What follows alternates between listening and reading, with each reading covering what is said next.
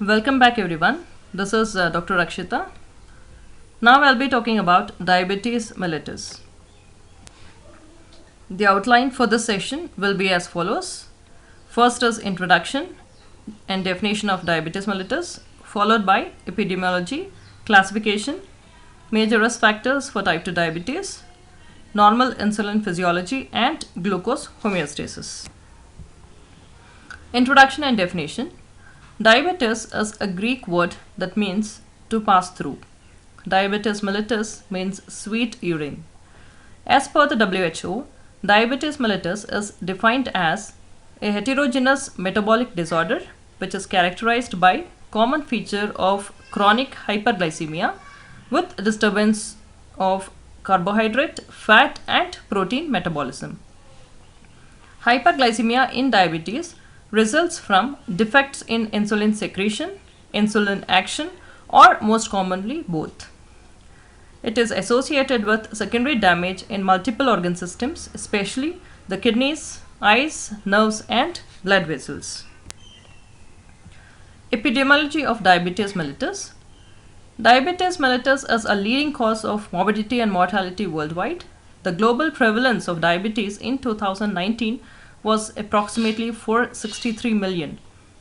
The International Diabetes Federation has reported that the total number of diabetic patients in India was 77 million in 2019 and that this would rise to 101 million by the year 2030.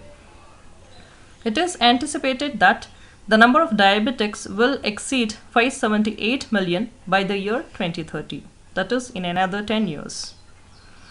Diabetes mellitus is expected to continue as a major health problem throughout the world. So 14th November is celebrated as World Diabetes Day to raise awareness about diabetes mellitus. Coming to the diagnostic criteria for diabetes, there are three criteria. A random blood glucose concentration of 200 mg per deciliter or higher with classical signs and symptoms. A fasting glucose concentration of 126 mg per dl or higher on more than one occasion. An abnormal oral glucose tolerance test OGTT in which the glucose concentration is 200 mg per deciliter or higher 2 hours after a standard carbohydrate load of 75 grams of glucose. Persons with serum fasting glucose values less than 110 mg per deciliter or less than 140 mg per deciliter after an oral glucose tolerance test are said to be euglycemic. There's a term called prediabetes or impaired glucose tolerance. So in this, the serum fasting glucose concentration will be greater than 110 mg per deciliter but less than 126 mg per deciliter, or the oral glucose tolerance test values will be greater than 140 and less than 200 mg per deciliter. So these patients are said to be having impaired glucose tolerance test and they are in the stage of pre-diabetes, and these patients have higher risks of going in for diabetes mellitus. Coming to the classification of diabetes mellitus, majority of the cases fall into one of the two broad classes. We have type 1 diabetes, which accounts for 10% of the cases. This is caused by beta cell destruction in which there is absolute insulin deficiency. Then we have type 2 diabetes, accounting for 90% of cases. Insulin resistance with relative insulin deficiency is seen in these cases. So apart from this, the remaining cases of diabetes can be classified as follows. Genetic defects of beta cell function. So there are 4 types. First is maturity onset diabetes of the young, that is MODY, which is caused by different gene mutations based on which it is named from MODY1 to MODY6. Then we have mitochondrial DNA mutation, which causes maternally inherited diabetes and deafness. Defects in proinsulin conversion and insulin gene mutations can also cause diabetes mellitus. The other classifications are due to genetic defects in insulin action, exocrine pancreatic defects due to causes like chronic pancreatitis, neoplasia, etc., endocrinopathies like acromegaly, Cushing syndrome, infections like cytomegalovirus, Coxsackie virus, congenital rubella, drugs like glucocorticoids, thyroid hormones, genetic syndromes associated with diabetes like Down syndrome, Klinefelter syndrome, and Turner syndrome. Then we have gestational diabetes mellitus, which is associated with pregnancy. The major risk factors for type 2 diabetes are as follows: family history of type 2 diabetes mellitus, obesity, physical inactivity, race and ethnicity like in blacks and Asians, impaired glucose tolerance test, history of gestational diabetes mellitus, hypertension, dyslipidemia, polycystic ovarian disease, and acanthosis nigricans, history of vascular disease. So all these patients will have higher risk for developing type 2 diabetes in future. So coming to the normal insulin physiology, insulin is secreted by beta cells of islets of Langerhans of the endocrine part of pancreas. So these islets are about 1 million microscopic clusters of cells, which we have already discussed about. This is the H&E staining microscopic image showing clusters of islet cells of Langerhans.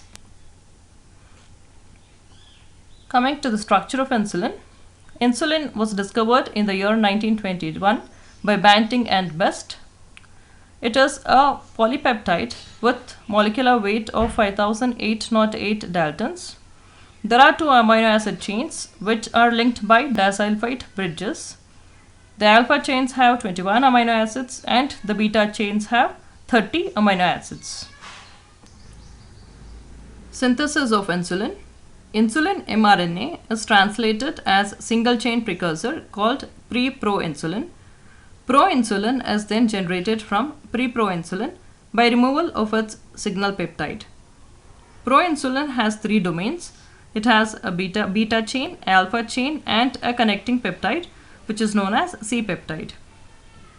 In endoplasmic reticulum, endopeptidases excise the C-peptide, generating the mature forms of insulin.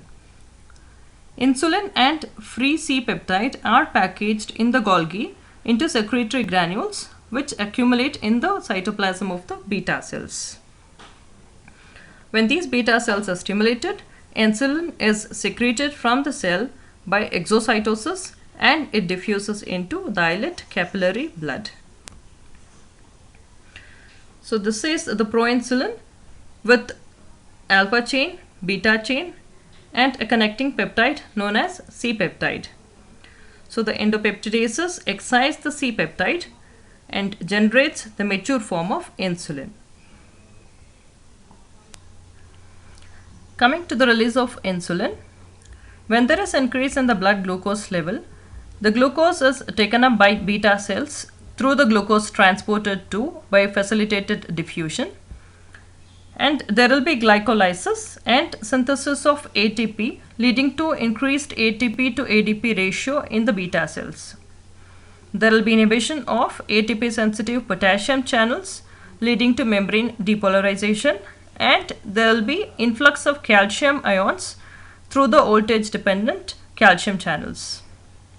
So this will cause exocytosis of insulin containing secretory granules leading to immediate insulin release.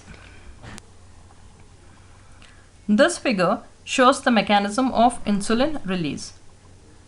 Glucose is transported into the beta cells by facilitated diffusion by glucose transporter 2. There is synthesis of ATP by glycolysis, which leads to increase in ATP to ADP ratio. This will close the potassium channel, causing membrane depolarization, and opening the calcium channel, causing calcium influx, thereby causing release of insulin by exocytosis. Insulin and C-peptide are released by exocytosis into the portal venous system, which leads it directly into the liver, which takes up nearly 50% of insulin.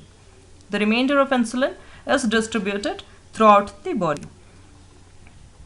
Functions of insulin. It has metabolic functions. Insulin is a potent anabolic hormone which causes increased glycogenesis, decreases the gluconeogenesis. It stimulates lipogenesis and decreases lipolysis, increases glycogenesis and decreases glycogenolysis, increases the amino acid transport into the cells, and increases the protein synthesis, and it decreases the breakdown of proteins. It increases the potassium uptake by cells, lowers the potassium levels in blood. It increases the secretion of hydrochloric acid by parietal cells in the stomach. So this is the metabolic function of insulin. In the adipose tissue, it causes increased glucose uptake, increases the lipogenesis, and it decreases the lipolysis. It acts on the liver, causing gluconeogenesis, increases glycogen synthesis, and increases lipogenesis. In the striated muscle, it increases glucose uptake, increases glycogen synthesis, and increases protein synthesis. Insulin also has mitogenic and other functions. It modulates transcription, it stimulates growth and differentiation, it leads to DNA synthesis and cell replication. Insulin and glucagon have opposite effects on glucose homeostasis. In fasting state, there is decreased insulin and increased glucagon levels, which will increase the hepatic gluconeogenesis, increases glycogenolysis, and decreases the glycogenesis. In postprandial period, there will be increased insulin and decreased glucagon. There is increased glycolysis, decreased glycogenolysis, and increased glycogenesis. Glucose homeostasis. The normal glucose homeostasis is regulated by three processes. That is, first, glucose production in the liver.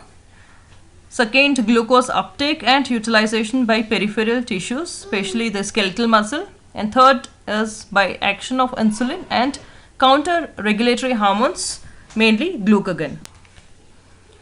This flowchart shows how the glucose homeostasis is maintained. Whenever there is increase in the blood glucose concentration, pancreas is stimulated to release insulin.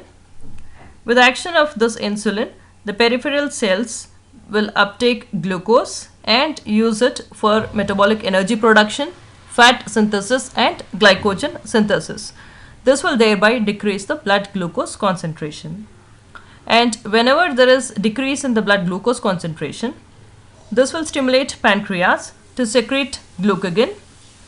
This glucagon will break down in the liver and leads to the release of glucose to the blood, increasing the blood glucose concentration. The counter-regulatory action of insulin and glucagon, along with the hepatic glucose production and peripheral glucose utilization, are the three major mechanisms which maintains the blood glucose homeostasis. Thank you. So next session we'll learn about pathogenesis of diabetes mellitus.